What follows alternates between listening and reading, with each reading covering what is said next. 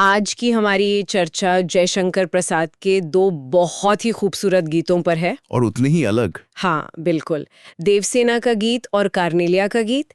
हमारे पास जो स्रोत हैं वो एक पाठ्य पुस्तक से हैं, पर हम सिर्फ इनका मतलब नहीं समझेंगे। आज की चर्चा में हम इन गीतों के इमोशनल कोर को और इनके हिस्टोरिकल बैकग्राउंड को समझने की कोशिश करेंगे। और ये भी देखेंगे कि लगभग 100 साल पहले लिखे गए ये गीत आज भी उतने जरूरी क्यों लगते हैं। बिल्कुल। तो शुरू करने से पहले जयशंकर प्रसाद को समझना जरूरी है ना? हाँ, बहुत जरूरी। उनका जन्म 1889 में काशी में हुआ था, एक बहुत ही प्रतिष्ठित परिवार में। लेकिन उनकी जिंदगी मतलब आसान नहीं थी। छोटी उम्र में ही माता पिता का, फिर बड़े भाई का देहांत हो गया, तो सारी जिम्मेदारी उन पर आ गई। और ये बात मुझे हमेशा हैरान करती है कि उन्होंने स्कूल की पढ़ाई सिर्फ 8वीं क्लास तक की थी। हाँ। ये दिन घर पे ही उन्होंने संस्कृत, पाली, उर्दू, अंग्रेजी, मतलब न जाने कितनी भाषाएं और साहित्य पढ़ डाला।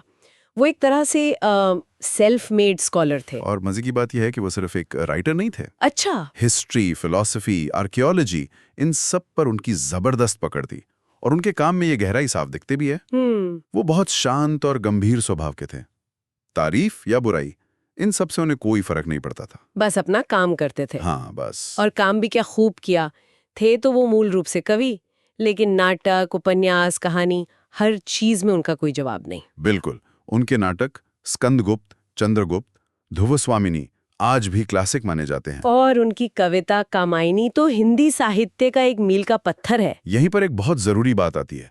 प्रसाद जिस दौर में लिख रहे थे वो हिंदी साहित्य में छायावाद का दौर था। छायावाद, इसे हम हिंदी का रोमांटिक दौर कह सकते हैं। हाँ, एक तरह से छायावादी कवियों ने इन कविताओं को मतलब नियमों से आजाद किया और पर्सनल इमोशंस, कल्पना और प्रकृति के साथ एक गहरे जुड़ाव पर जोर दिया। आपको ये चीज प्रसाद के इन दोनों गीतों में भरपूर मिलेगी। तो मतलब छायावाद में प्रकृति सिर्फ एक बैकग्राउंड नहीं है? नहीं, बिल्कुल नहीं। बल्कि वो किरदारों के मन का आईना बन जाती है। आपने बिल्कुल सही पकड़ा। देवसेना के गीत में उसका दुख प्रकृति के प्रलय में दिखता है। अच्छा। और कार्नेलिया के गीत में भारत की खूबसूरती प्रकृति के जरिए ही सामने आती है। यही छायावाद की खूबसूरती है। चलिए, तो इसी छायावादी नजरिए से पहले गीत की दुनिया में चलते हैं।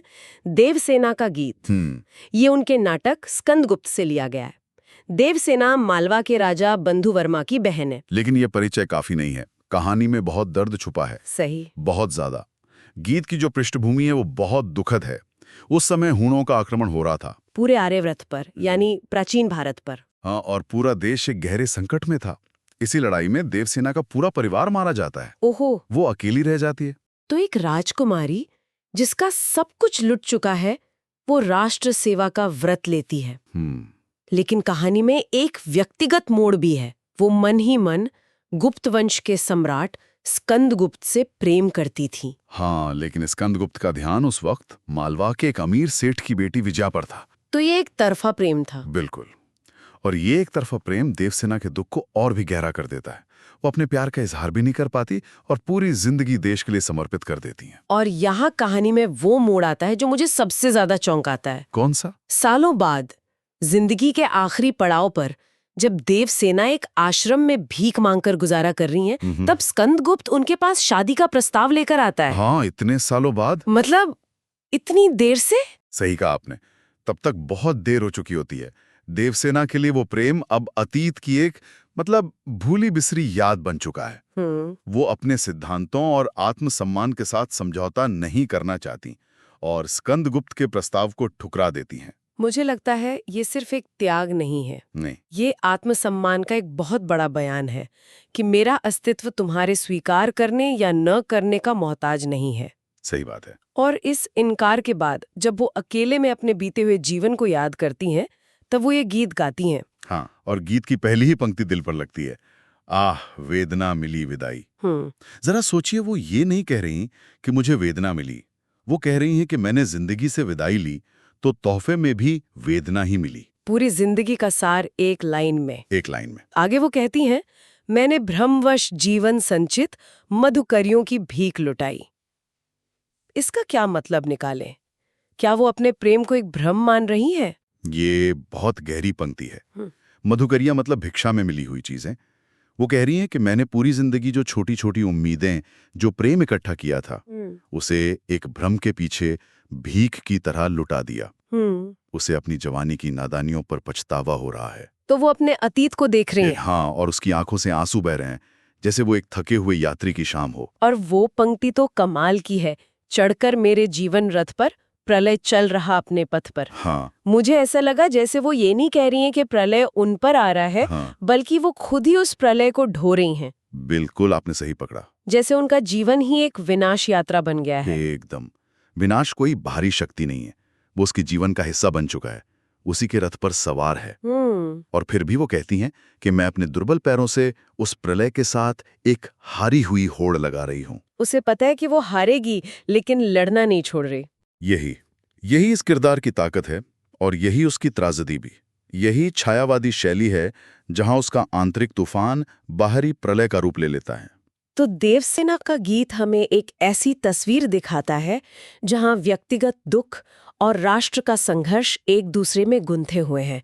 ये काफी भारी एहसास है। लेकिन प्रसाद हमें एक बिल्कुल अलग नजरिया भी देते हैं, जहां भारत को बाहर से एक प्रशंसक की नजरों से देखा जाता है। हाँ, बिल्कुल। चलिए उस दुनिया में चलते हैं कार्नेलिया के गीत के साथ। ये गीत उनके नाटक चंद्रगुप्त से है। कार्नेलिया सिकंदर के सेनापति सेल्यूकस की बेटी है। अच्छा। कहानी में वो चंद्रगुप्त मौर्य से मिलती है और भारत से बहुत प्रभावित होती है। तो सीन कुछ ऐसा है कि वो सिंधु नदी के किनारे एक पेड़ के नीचे बैठी है। वो भारत की सुबह को देख रही है, यहाँ की हवा को महसूस कर रही है। और उसके मुंह से ये गीत निकलता है, अरुण यह मधुमय देश हमारा। सोचिए, ये नाटक 1931 में लिखा गया, जब भारत अंग्रेजों के अधीन था। अंग्रेज लगातार ये साबित करने में लगे थे कि भारत एक पिछड़ा हुआ असभ्य देश है। ऐसे में प्रसाद एक बाहरी किरदार, और खासकर एक ऐसे कल्चर से जो पश्चिमी सभ्यता की नींव माना जाता है, यानी ग्रीस, बिल्कुल उसके मुंह से भारत की तारीफ करवा रहे हैं। मतलब ये सिर्फ देशभक्ति नहीं है, ये तो औपनिवेशिक मानसिकता पर एक बहुत ही सूक्ष्म और कलात्मक हमला है। एकदम। ये दुनिया को बताना है कि देखो, तुम्हारी सभ्यता के लोग भी हमारी भूमि की महानता को स्वीकार करते हैं। एकदम। ये भारत की सांस्कृतिक श्रेष्ठता को एक ग्लोबल मंच पर स्थापित करने जैसा है, एक न्यूट्रल आवाज के जरिए। वो कहती है, जहां पहुंच अनजान क्षितिज को मिलता एक सहारा। ये सिर्फ एक सुंदर लाइन नहीं है। नहीं, ये भारत के वसुधैव कुटुंबकम के दर्शन का सार है कि ये वो जगह है जहां अनजान लोगों को भी घर मिलता है, सहारा मिलता है। सही।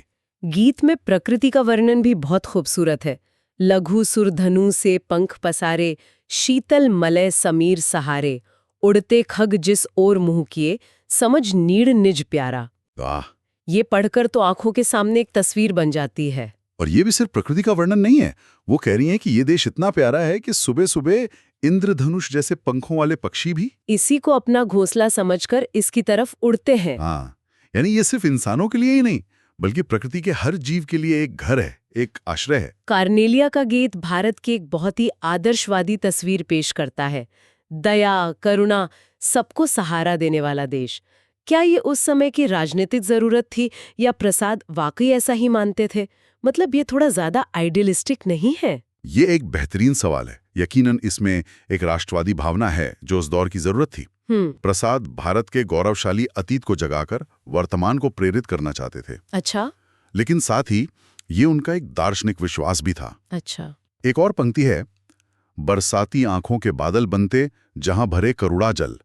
वो कहते हैं कि इस देश के लोगों की आंखों में दूसरों के लिए करुणा के आंसू ऐसे भर आते हैं जैसे बादल पानी से भर जाते हैं। ये भारत के मूल चरित्र की बात है। हाँ, तो ये राजनीति और दर्शन का एक खूबसूरत मेल है। और गीत का अंत भी बहुत आशा से भरा है। बहुत। हेम कुंभ ले उषा सवेरे, भरती ढुलकाती सुख मेरे, मंदिर ऊँघते रहते जब जगकर रजनी भर तारा। क्या बात है। यानी जब रात भर जागने वाले तारे भी ऊँघ रहे होते हैं, तब सुबह सोने का घड़ा लेकर आती है और इस देश पर सुख लुटाती है।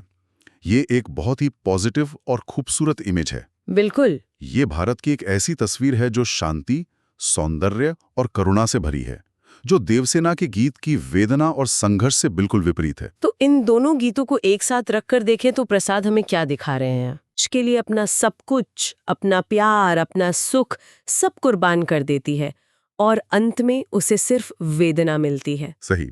ये राष्ट्र निर्माण की एक बहुत ही दर्दनाक और व्यक्तिगत कीमत है। और दूसरी तरफ कार्नेलिया है जो बाहर से आती है और उसे इस देश में सिर्फ सुंदरता, शांति और अपनापन नजर आता है। उसे वो संघर्ष नहीं दिखता जो देवसेना ने झेला है। बिल्कुल, उसे वो नतीजा दिखता है, एक ऐसा देश जो सबको सहारा देता है। तो एक तरह से देवसेना का गीत राष्ट्र की आंतरिक सच्चाई है, बलिदान और पीड़ा की। हाँ। और कार्नेलिया का गीत राष्ट्र की बाहरी छवि है, एक आदर्श, एक सपना। आपने बहुत खूबसूरती से इसे समेटा है। प्रसाद की यही प्रतिभा है कि वो एक ही सिक्के के इन दोनों पहलुओं को दिखा पाते हैं। वो हमें बताते हैं कि एक महान राष्ट्र के आदर्शों के पीछे अनगिनत लोगों का व्यक्तिगत त्याग और वेदना छिपी होती है। मतलब देवसेना के बिना कार्नेलिया का भारत संभव नहीं है। बिल्कुल नहीं। तो संक्षेप में आज की चर्चा से कुछ बातें साफ होती हैं। पहली, जयशंकर प्रसाद की रचनाएं सिर्फ कहानियां नहीं है, वे इतिहास, दर्शन और गहरे मानवीय इमोशंस का संगम है। दूसरी, देवसेना का गीत हमें अधूरे प्रेम, बलिदान और नियति के खिलाफ एक व्यक्ति के अकेले संघर्ष की कहानी बताता है। और तीसरी, कार्नेलिया का गीत एक विदेशी की नजरों से भारत के उस आदर्श रूप को दिखाता है जो स्वागत करने वाला, सुंदर और शांतिपूर्ण है, जो उस दौर में एक मजबूत राजनीतिक और सांस्कृतिक बयान भी था। बिल्कुल। और इन दोनों के पीछे छायावाद की वो शैली है जहां व्यक्ति के मन के भाव और प्रकृति एक हो जाते हैं। प्रसाद ने ये नाटक उस समय लिखे जब भारत अपनी आजादी के लिए लड़ रहा था और एक राष्ट्र के तौर पर अपनी पहचान को फिर से परिभाषित कर रहा था। सही। बिल्कुल। और यहीं पर श्रोताओं के लिए एक सवाल छोड़कर जाते हैं।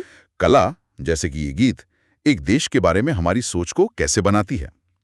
क्या हम आज भी अपने देश को इन दो नजरियों से नहीं देखते? मतलब एक तरफ देवसेना के संघर्ष, बलिदान और कभी-कभी निराशा की नजर से। हाँ, और दूसरी तरफ कार्नेलिया की प्रशंसनीय आंखों से, जिसमें सिर्फ गौरव, सौंदर्य और शांति है। और सबसे बड़ा सवाल यह है कि हमारी आज की पहचान में ये दोनों दृष्टिकोण एक साथ कैसे मौजूद रहते हैं?